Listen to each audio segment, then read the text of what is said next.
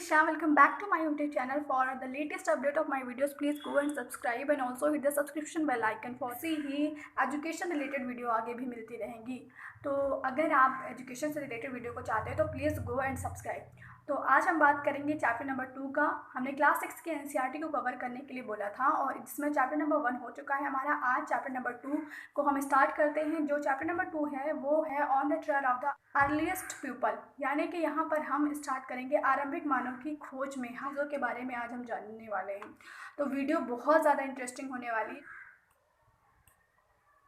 यहाँ पे तुषार हमारा मेन गाइडेंस पॉइंट दिल्ली से चेन्नई जा रहा होता है अपनी कज़िन की वेडिंग में, और उसको वो ट्रेन पे बैठ के जा रहा होता है और वो विंडो सीट पर उसको किसी तरह से विंडो सीट मिल जाती है और वो जाता है।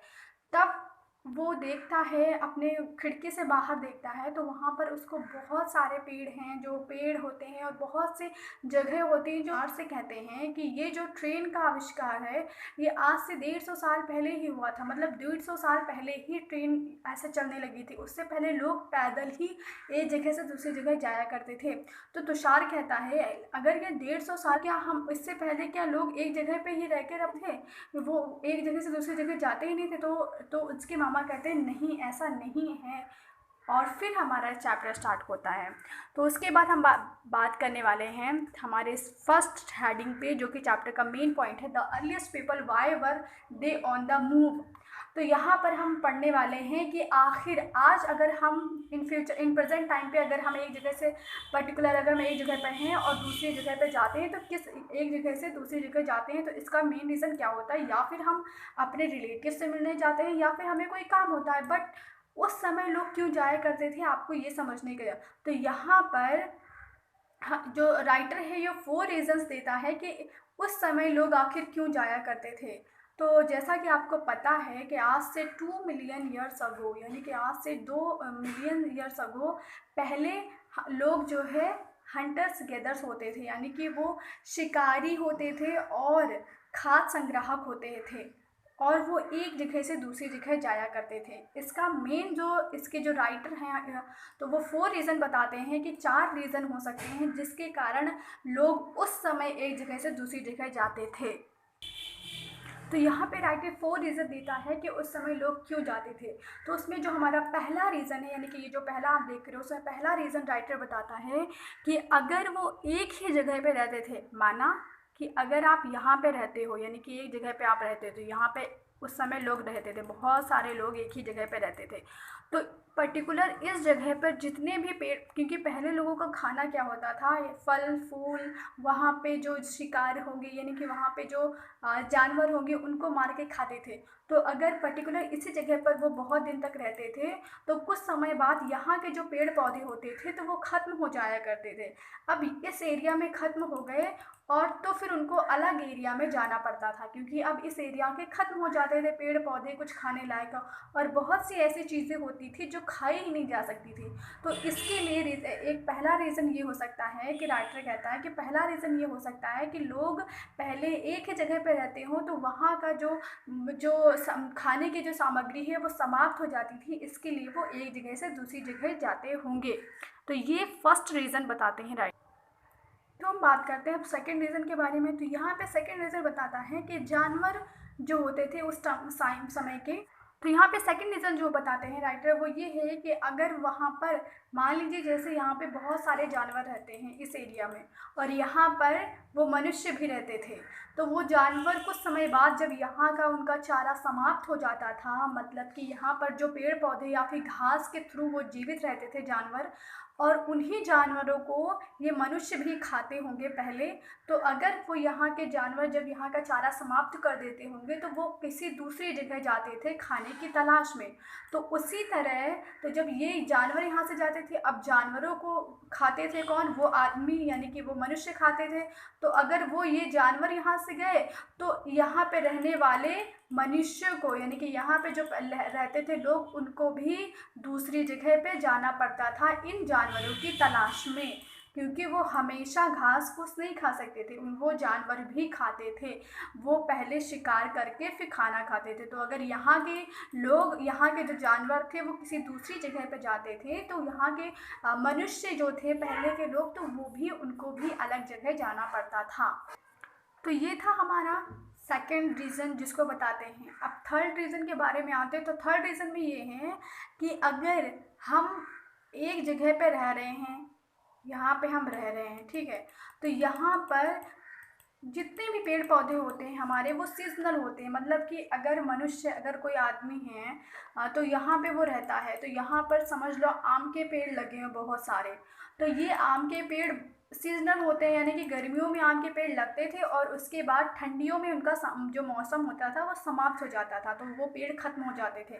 पेड़ मतलब नहीं, मतलब वो फल नहीं आते थे ठंडियों में। तो जब फल नहीं आएंगे तो यहाँ जो लोग आम पे डिपेंडेंट थे, या फिर इसी तरह आप किसी और फल पे, फ्रूट पे समझ लीजिए, तो अब यहाँ के आम खत्म हो गए, तो अब उनको ठंडियों में कुछ और खाने की ज़रूरत होगी कि नहीं होगी। तो वो इसलिए दूसरी जगह पे जाते थे, क्योंकि जो यहाँ के जो सामग्री होती थी, यानी कि यहाँ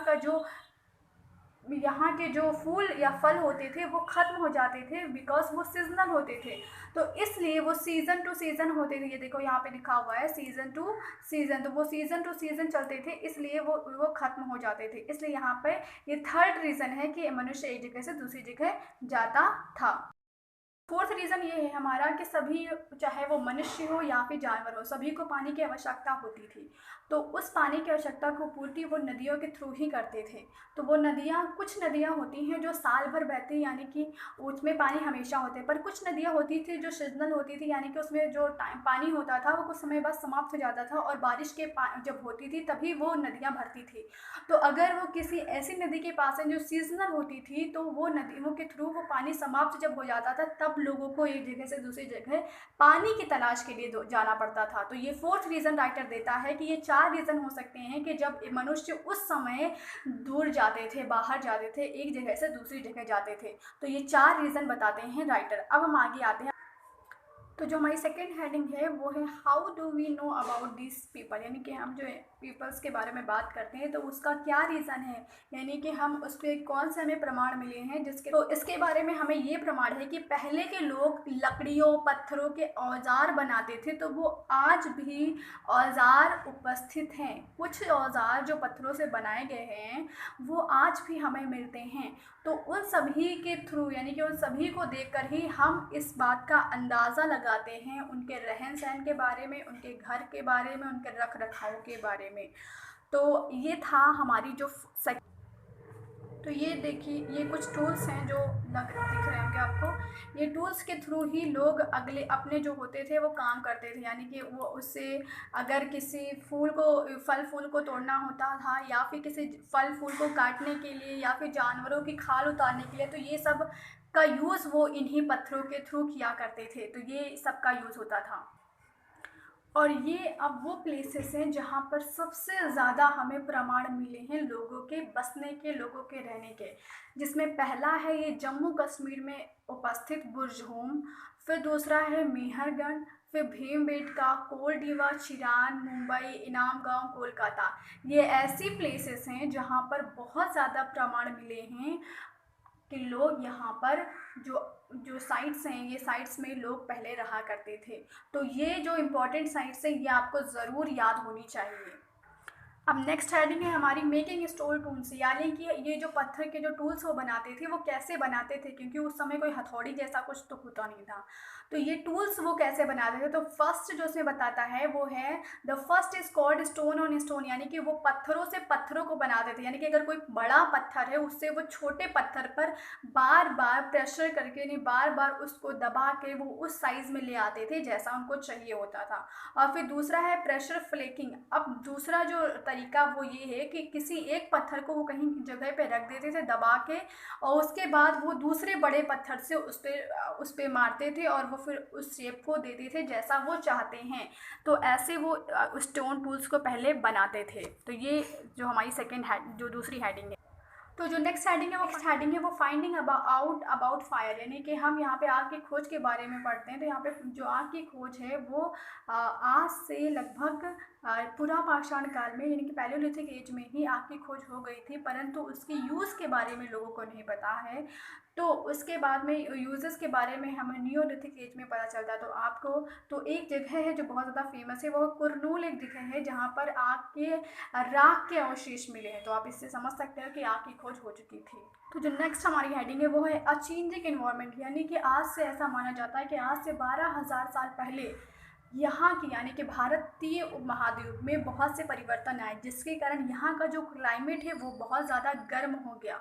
तो जब यहाँ पे बहुत ज़्यादा गर्म हो जाएगा यहाँ का जो तापमान है, तो उसके थ्रू बारिश होगी और बारिश के थ्रू यहाँ पे बहुत सारे पेड़ पौधे होंगे।